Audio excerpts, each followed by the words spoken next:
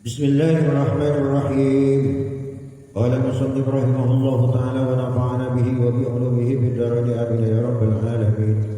Qala rabbi shrah li sadri wa yassir li amri wa hlul 'uqdatam min lisani yafqahu qawli.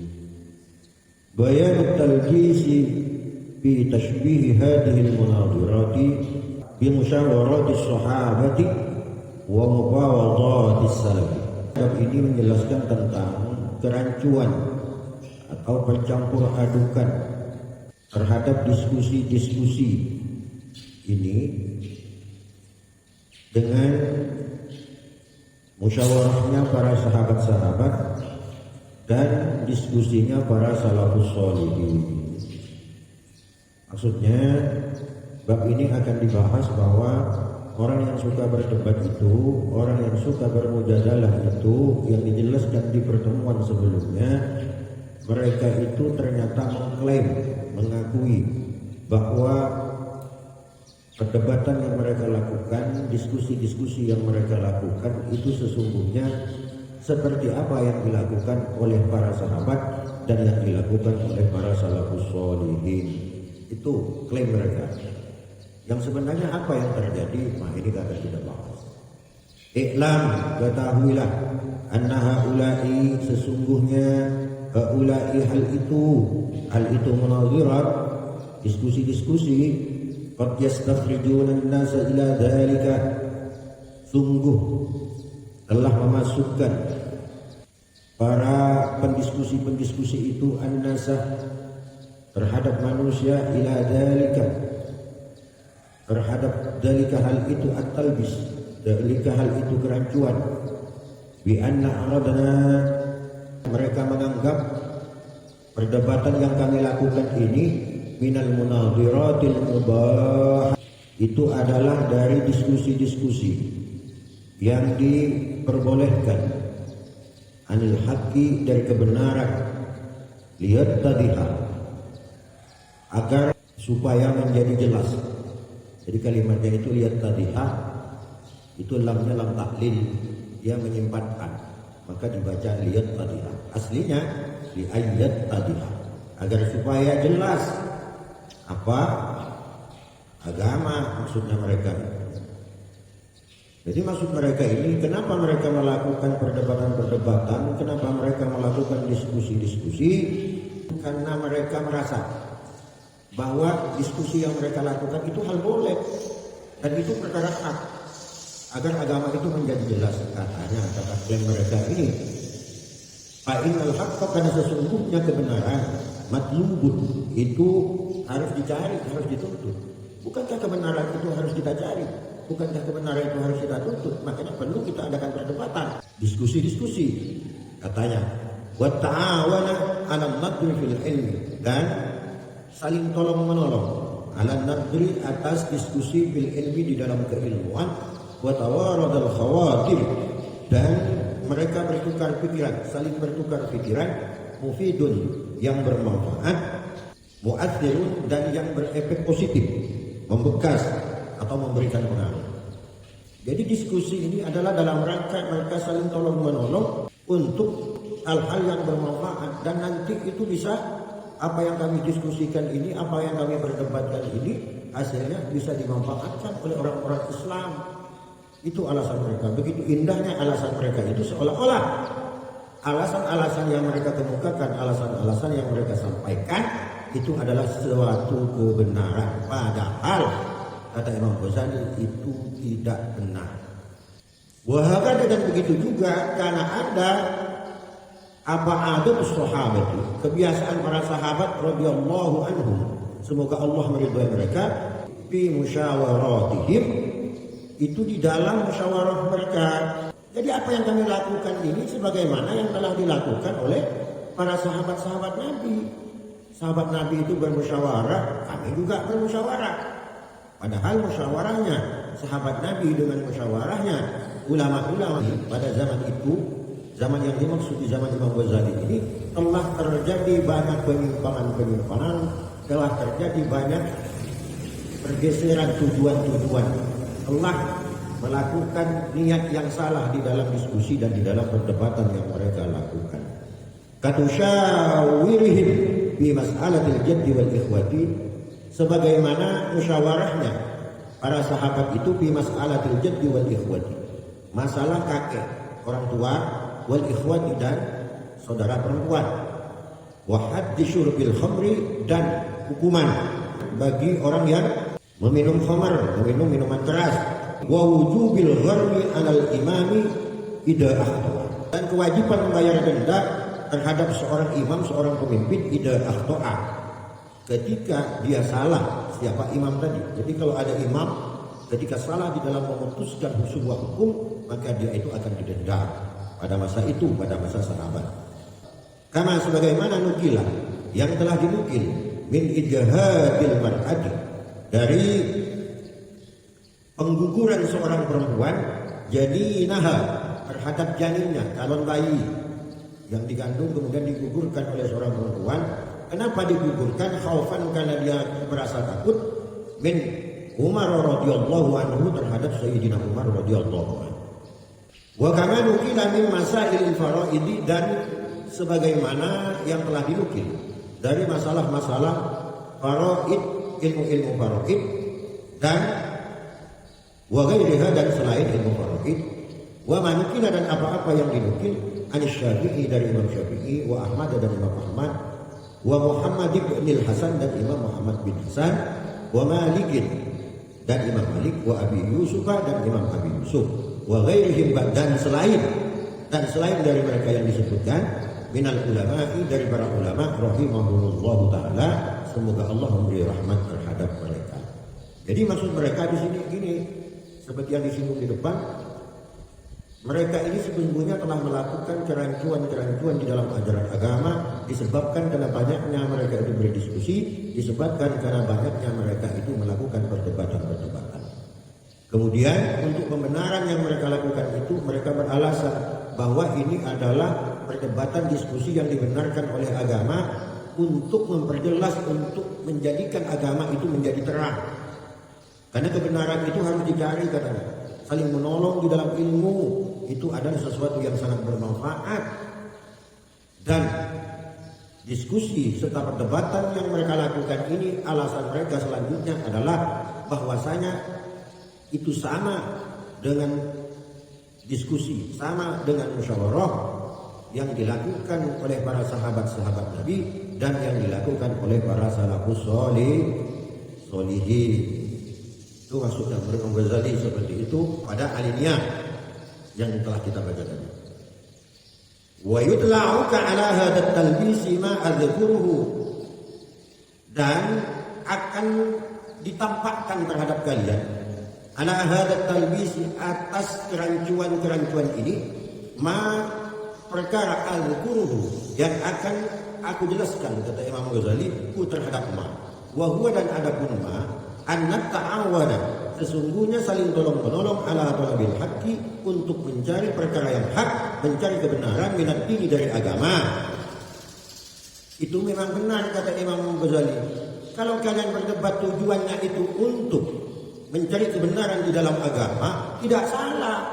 Tetapi ingat, kata Imam Ghazali, walakin, dan akan tetapi, lahu, baginya, bagi orang yang ingin melakukan perdebatan, bagi orang yang ingin melakukan diskusi, syurutun, itu ada beberapa syarat, wa alamatun samanin, dan tanda-tanda, alamat-alamat samanin yang 8. Jadi boleh, kata Imam Ghazali, silakan kalau kalian mau berdiskusi tentang agama, silakan kalian kalau mau berdebat tentang agama, tapi kalian harus bisa memenuhi 8 syarat ini. Ketika 8 syarat itu tak terpenuhi, maka kalian itu tidak diperbolehkan melakukan diskusi, tidak diperbolehkan melakukan perdebatan. Wa man alaihi fardu aini fastaghala bi fardil kifayah, dan adapun orang alaihi, yang ada atas orang itu fardu aini, itu kewajiban fardu ain, fastaghala bi fardil kifayah, kemudian dia sibuk bifardil kifayah, dengan fardu kifayah, wa za'ama, dan dia menyangka, anna maksudahu, sesungguhnya tujuan tujuan orang itu, al-haqqu, itu adalah sesuatu yang hak, suatu perkara hak, suatu kebenaran, fahuwa kadzabun, maka sesungguhnya orang itu adalah orang yang kadzab, pembohong, kata Imam Ghazali. Jadi orang kalau melakukan fardu kifayah sementara fardu ainnya ditinggalkan, maka dia itu, kata Imam Ghazali, itu pembohong. Kalau bahasa ketapangnya pembulat. Kalau bahasa mudanya, anak mudanya gombal.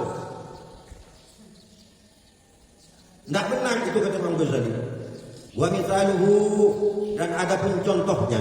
Mithaluman itu perumpamaan seseorang yatrukus salat, yang meninggalkan salat, fi nafsihi, di dalam dirinya orang, di dalam kewajiban yang terjadi kepada dirinya dia.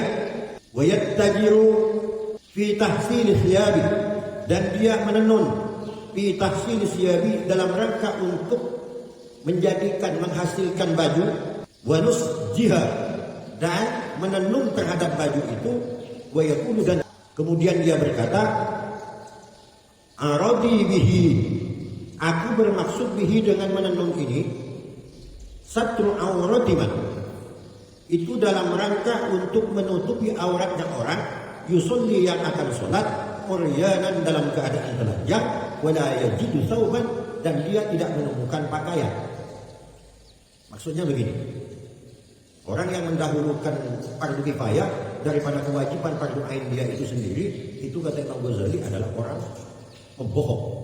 Contohnya, perumpamaan ada seseorang diantarin kain oleh seseorang, disuruh buat baju.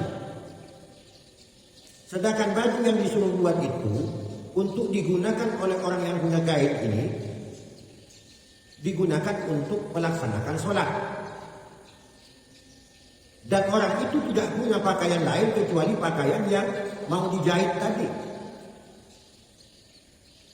Sementara orang tadi, tukang jahitnya tadi, justru karena ingin menjahit pakaian orang tadi yang akan digunakan untuk sholat, kemudian dia sendiri tidak melakukan sholat. Membantu menjahitkan pakaian orang untuk bisa sholat itu adalah sebuah perkara hak, perkara kebenaran, dan itu dapat pahala kalau kita pikir secara logika.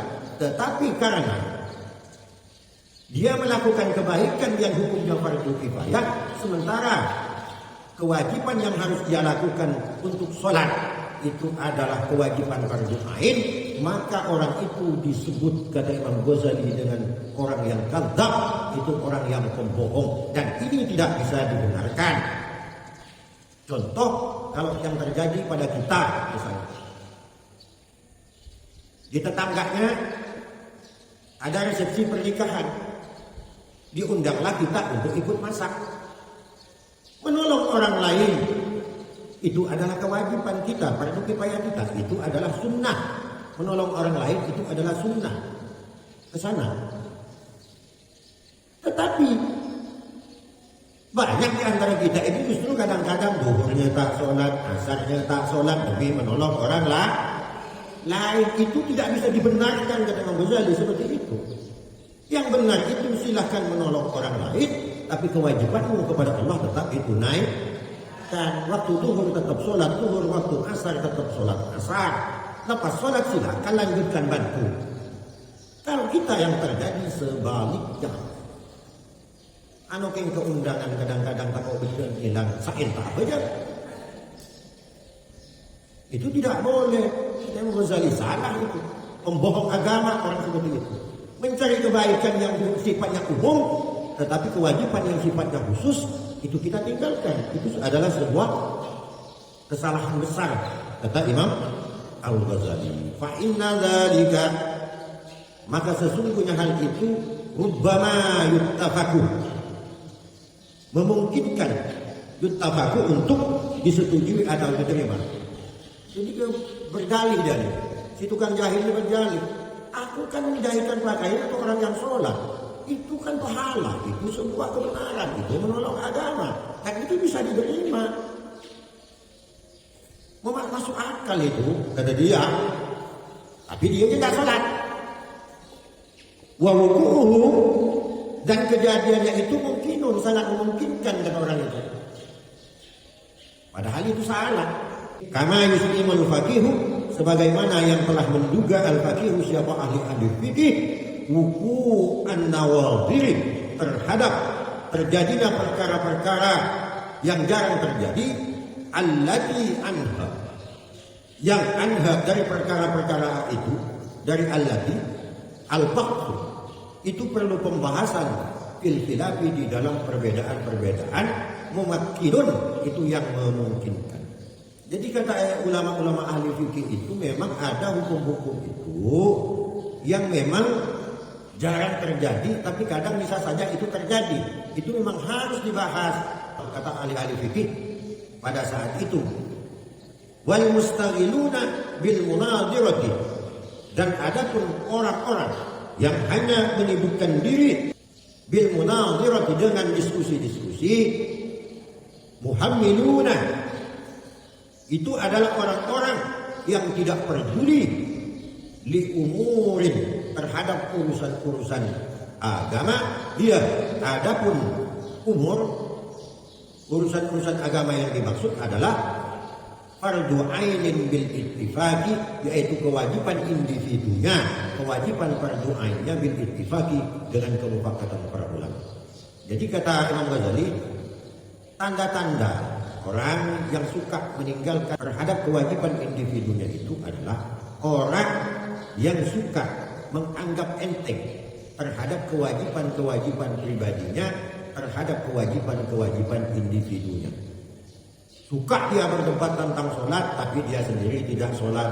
Suka dia berdebat, berdiskusi tentang puasa, tapi dia sendiri tidak puasa. Suka dia berdebat tentang urusan agama yang macam-macam, urusan agama, perkara ini, perkara itu, tapi hanya sampai di bibir saja, sampai di lisan saja, hanya sampai pada perdebatan-perdebatan, sementara dia sendiri tidak sanggup dan tidak mau melakukan terhadap kewajiban-kewajiban yang seharusnya ia lakukan, karena memang itu sudah kewajiban dari Allah Subhanahu wa ta'ala. Wa man tawajjaha alaihi raddu wadi'atin fil hali. Nah, kesimpulannya gimana? Dari tadi cerita tadi itu, yang tukang jahit tadi. Kesimpulannya gimana? Wa man tawajjaha alaihi, dan barang siapa yang menghadapi atau mengalami alaihi, atas hal itu, raddu wadi'atin fil hali, maka letakkan, kembalikan seketika itu juga. Faqama, maka kemudian berdirilah siapa orang itu, orang yang tukang jahit itu maksudnya, yang diceritakan di dalam kitab ini. Wa taharrama bis sholati, dan bertakbiratul ihramlah dia, orang itu, bis sholati, untuk melakukan sholat, allati hiya, yang dia adapun sholat itu, aqrabul qurabati, adalah paling dekatnya ketika membuat kedekatan ilallah ta'ala, terhadap Allah Subhanahu wa ta'ala. Jadi maksudnya, kalau ada fenomena terjadi seperti hal tadi itu, lakukan dulu kewajiban dia sendiri. Kalau belum sholat, sholat dulu. Baru setelah sholat, jahitkan baju orang yang akan digunakan sholat. Oh, tak bisa lagi, tak bisa Ustaz. Karena kalau saya masih sholat, bajunya tidak selesai, jadi waktu sholat akan hilang nanti. Oh ya terserah. Aku punya kewajiban pribadi belum kulaksanakan. Kesimpulannya apa? Jangan pernah kita mendahulukan kewajiban kifayah kalau kita punya kewajiban yang fardhu ain, yang kewajiban pribadi. Itu maksudnya. Asa rabbahu bidzalika, maka kamu akan bermaksiat rabbahu, kepada Tuhannya, bidzalika, ketika melakukan itu. Dosa kita kepada Allah Subhanahu wa ta'ala. Fala yakfi, maka tidak cukup fi kauni syakki, di dalam keberadaan seseorang, muti'an, itu melakukan ketaatan, kaunu fi'lihi, sedangkan adanya apa yang dilakukan olehnya, min jinsit ta'ati, dari jenis ketaatan-ketaatan, malam yura'a fihi, selagi tidak dijaga, fihi, di dalam hal itu, di dalam perkara itu, al-waqta, terhadap waktunya sendiri, wasyarata, dan syarat-syarat yang harus dipenuhi olehnya, wat-tartibah, dan tertibnya yang harus dilakukan oleh dirinya. Jadi tidak bisa kita harus lebih mengutamakan diri sendiri. Tak perlu kita terlalu repot kepada kewajiban yang sifatnya umum karena ingin membantu orang lain, meskipun itu adalah kebaikan. Kalau dengan melakukan itu kita kemudian meninggalkan kewajiban kita secara pribadi kepada Allah Subhanahu wa Ta'ala. Itu syarat yang pertama. Orang boleh melakukan perdebatan-perdebatan, orang boleh melakukan diskusi-diskusi dalam persoalan agama. Syaratnya orang itu tidak boleh mendahulukan yang fardu kifayah daripada fardu ain. Kalau orang masih punya kewajiban fardu ain yang harus ditunaikan kepada Allah Subhanahu wa Ta'ala, maka tidak boleh orang itu melakukan diskusi, tidak boleh orang itu melakukan perdebatan. Itu kesimpulannya dari yang pertama, dari syarat-syarat orang yang boleh berdebat dan orang yang boleh melakukan diskusi-diskusi ini. Kalau ini tak bisa dipenuhi, maka tidak boleh. Untuk pertemuan yang akan datang selanjutnya, insya Allah kita masuk nanti ke syarat yang kedua. Alla yara fardhu kifayati ahamma minal munadhirati. Kita nanti lanjutkan insya Allah pada pertemuan yang akan datang. Saya cukupkan sampai di sini. Subhanallah wa bihamdihi, subhanakallahumma wa bihamdika, asyhadu an la ilaha illa anta, astaghfiruka wa atubu ilaik. Li khamsatun mutbiha ar-rabail hatima al-mustafa wal murtada wa ibnahuma wal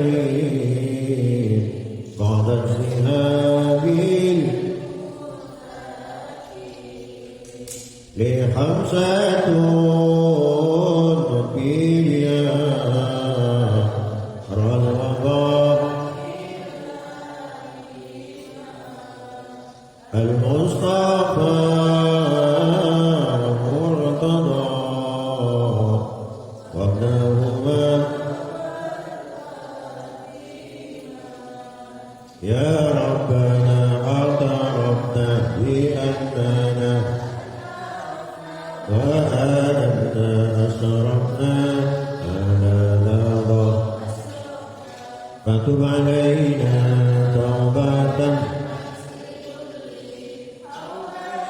واستر لنا العورات وآمن واغفر لوالدينا ربي ومولودينا والآل وسائر الهلال وكل ذي محبة أو ضيرة أو صبا أجمع آمنا فضلا وجودا منا لهوي بسبب منا بالمصطفى الرسول نرضى بكل سول صلى وسلم ربي عليه عد الحب وآله وصحبه عدد تخصيصه وصحبه عدد تخصيصه والحمد بالبدء والثناء يا ربنا بأننا أقترفنا وآمنا فلا لقى أسرفنا يا رب بأن فاقترفنا وآمنا فلا ترى أسرفنا. اللهم صل على رسولك سيدنا محمد